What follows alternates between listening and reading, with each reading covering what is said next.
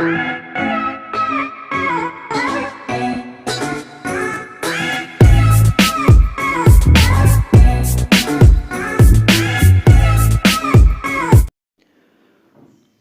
To my YouTube channel.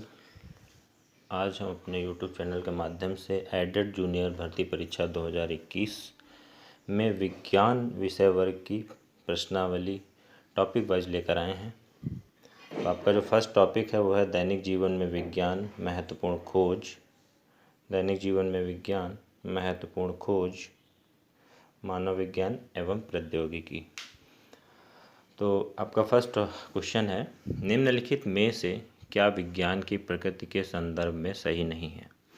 कौन सा option ऐसा है जो विज्ञान के विषय में सही नहीं है या विज्ञान की प्रकृति के संदर्भ में सही नहीं है।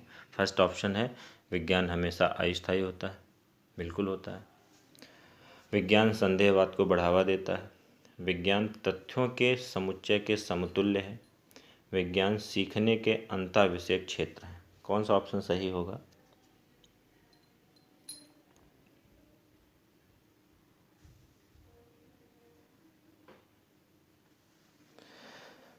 सी ऑप्शन आपका करेक्ट ऑप्शन है। सी ऑप्शन आपका करेक्ट ऑप्शन है। ठीक है, सी इज अ राइट आंसर। विज्ञान तथ्यों के समुच्चय के समतुल्य है। नेक्स्ट क्वेश्चन, विज्ञान नैसर्गिक वातावरण एवं हमारे शरीर में घटित घटना एवं वृत्तांत अनुसंधान एवं व्याख्या है। उपरोक्त विज्ञान की परिभाषा किसने दी? या ये क्वेश्चन दूसरे तरीके से भी पूछा जा सकता है, विज्ञान को वातावरण व हमारे अपने शरीर में घटित होने वाले जैव क्रियाक्रम का अनुसंधान करता या अध्ययन करता किसे कहा जाता है। मतलब वातावरण और हमारे शरीर में जो भी जैविक क्रियाएं हो रही हैं उनके बीच होने वाली जो पारस्परिक क्रियाएं हैं उनका अध्ययन करता या अनुसंधान करता किसे कहा जाता है। सी ऑप्शन यहाँ पर राइट आंसर है आपका, जैकोबसन। ये आपका राइट आंसर। ठीक है, नेक्स्ट क्वेश्चन,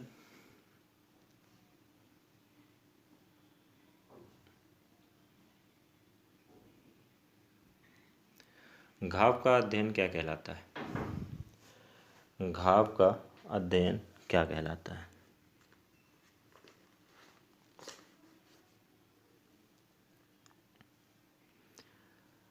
घाव का अध्ययन ट्रोमेटोलॉजी कहलाता है। It means C option is right answer. C option जो है आपका करेक्ट आंसर है। ये इम्पॉर्टेंट रहेगा। ऑन्कोलॉजी, ऑन्कोलॉजी किसके लिए होता है? किसका अध्ययन ऑन्कोलॉजी में करते हैं? कैंसर का। कैंसर का जो है अध्ययन किस में किया जाता है?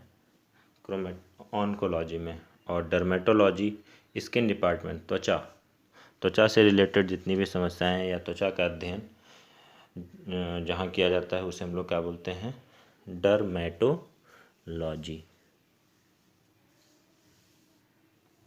नेक्स्ट क्वेश्चन, निम्नलिखित में से क्या एक विज्ञान की प्रकृति के संदर्भ में सही नहीं है? निम्नलिखित में से क्या एक विज्ञान की प्रकृति के संदर्भ में सही नहीं है?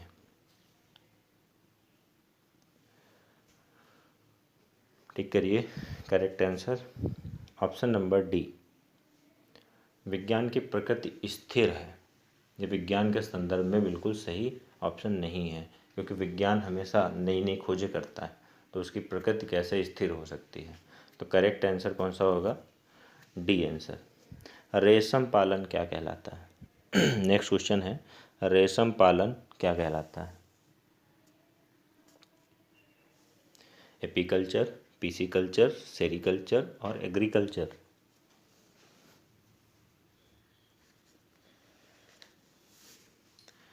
Sericulture is the correct answer. Sericulture जो है इसका करेक्ट आंसर है।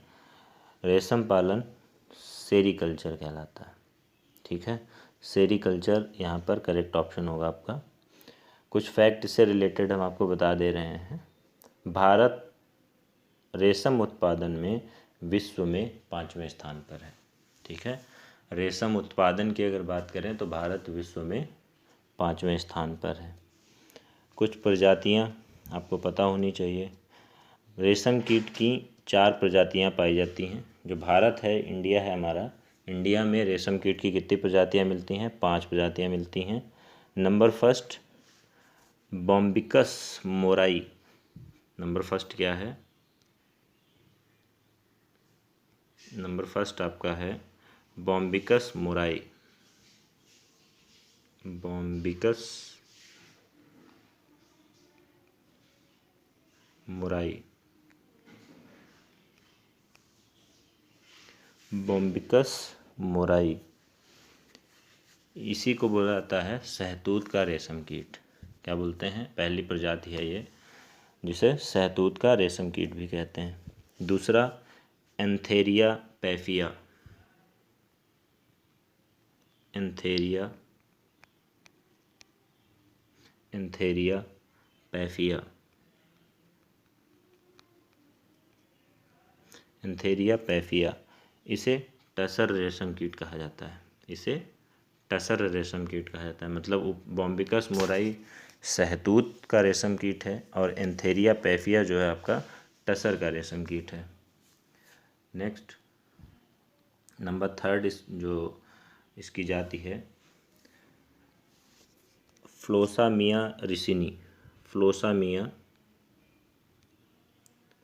फ्लोसामिया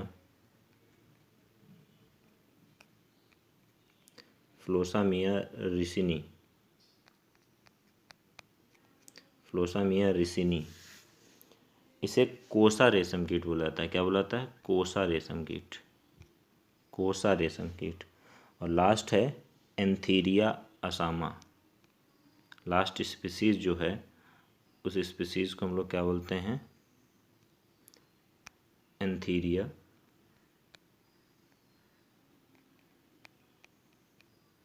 एंथीरिया असामा। एंथीरिया असामा, इसे मूंगा रेशम कीट कहा जाता है। मूंगा रेशम कीट। तो पहले 4 प्रजातियां हमने आपको बताई। पहली कौन सी है? बॉम्बिकस मोराई, जिसे शहतूत का रेशम कीट कहा जाता है। दूसरी एंथीरिया पैफिया, टसर रेशम कीट कहा जाता है।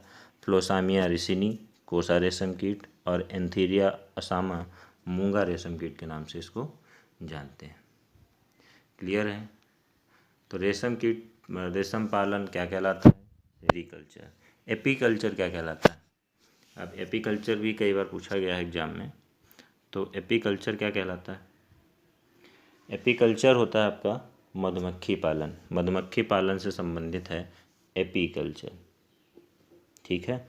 पिसीकल्चर, पिसीकल्चर जो है वो मछली पालन से संबंधित है। एपीकल्चर किससे संबंधित है? मधुमक्खी पालन से। पिसीकल्चर मछली पालन से संबंधित है। और एग्रीकल्चर तो आप जानते हैं। नेक्स्ट है प्रकृति के लिए विज्ञान की मान्यता है।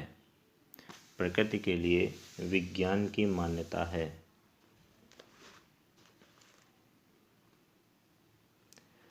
यूपीटेट 2019 और 2016 में पूछा गया है ये क्वेश्चन। बताइए, प्रकृति के लिए विज्ञान की मान्यता है।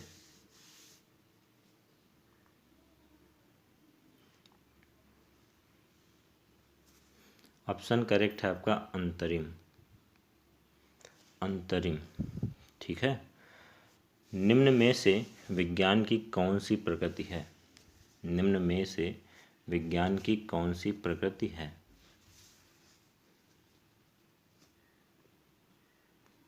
विज्ञान एक परिणाम है, विज्ञान एक प्रक्रिया है, विज्ञान एक प्रक्रिया में परिणाम दोनों है, या उपरोक्त में से कोई नहीं?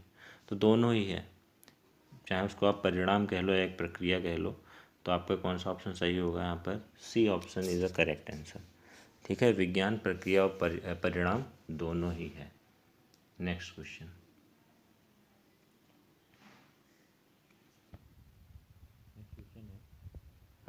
एक अच्छा विज्ञान शिक्षा पाठचर्या की निम्नलिखित में से कौन सी वैधता की संतुष्ट क्रियाकलाप और प्रयोग द्वारा होती है?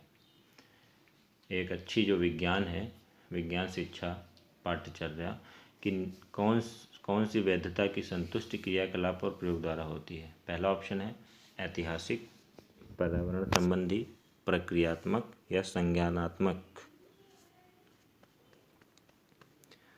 तो ऐतिहासिक तो हो ही नहीं सकता, तो आपका कौन सा ऑप्शन सही होगा? सबसे सटीक आंसर है इसका ऑप्शन नंबर सी, प्रक्रियात्मक, क्योंकि क्रियाकलाप ही विज्ञान की पाठ्यचर्या है। प्रैक्टिकली साइंस को पढ़ा जाता है। ठीक है, तो यहाँ पर जो करेक्ट आंसर है वो आपका कौन सा है? प्रक्रियात्मक। नेक्स्ट क्वेश्चन, विद्यालयों में विज्ञान मेले का आयोजन क्यों किया जाता है? विद्यालयों में विज्ञान मेले का आयोजन क्यों किया जाता है? पहला ऑप्शन है शिक्षार्थियों को विज्ञान में उच्च शिक्षा के लिए तैयार करने के लिए, शिक्षार्थियों को उनकी परीक्षा में अच्छे अंक प्रदान करने के लिए, शिक्षार्थियों में विज्ञान में सृजन एवं प्रयोग करने की क्षमता का विकास करने के लिए, या फिर शिक्षार्थियों का उनके प्रदर्शन के आधार पर मूल्यांकन करने के लिए।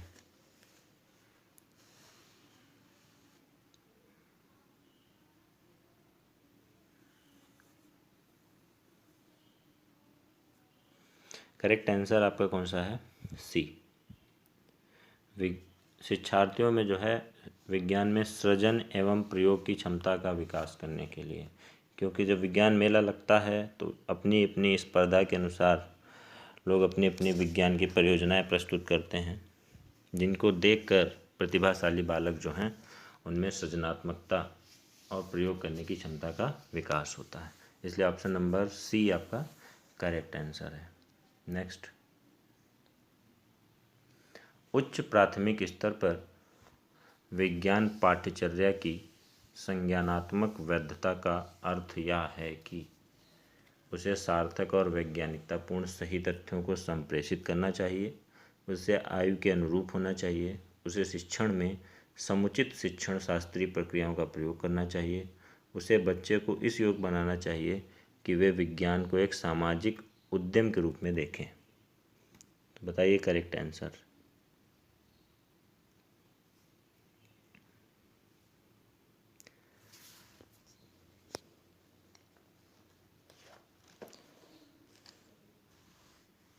B is the correct answer, उसे आयु के अनुरूप होना चाहिए। यहाँ पर जो करेक्ट आंसर है आपका वो कौन सा है? बी। उच्च प्राथमिक स्तर पर विज्ञान की पाठ्यचर्या की संज्ञानात्मक वैधता का अर्थ है कि उसे किसके अनुरूप होना चाहिए? आयु के अनुरूप होना चाहिए। नेक्स्ट क्वेश्चन, कुछ ओरल क्वेश्चन हम आपसे पूछ रहे हैं। नेक्स्ट क्वेश्चन है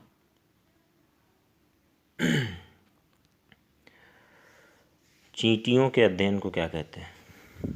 चींटियों के अध्ययन को क्या कहते हैं? फर्स्ट ऑप्शन है मर्मिकोलॉजी, मर्मिकोलॉजी।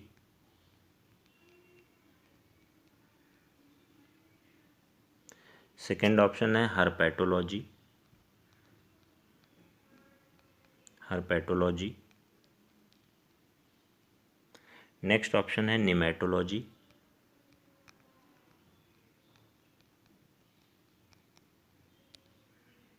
या फिर नन ऑफ दीज। तो कौन सा ऑप्शन चींटियों के अध्ययन के को कहा जाता है? चींटियों का अध्ययन, ऑप्शन करेक्ट है आपका करेक्ट ऑप्शन मर्मिकोलॉजी, चींटियों का अध्ययन मर्मिकोलॉजी। आशा है कि आज की क्लास आपको समझ में आई होगी। Thank you.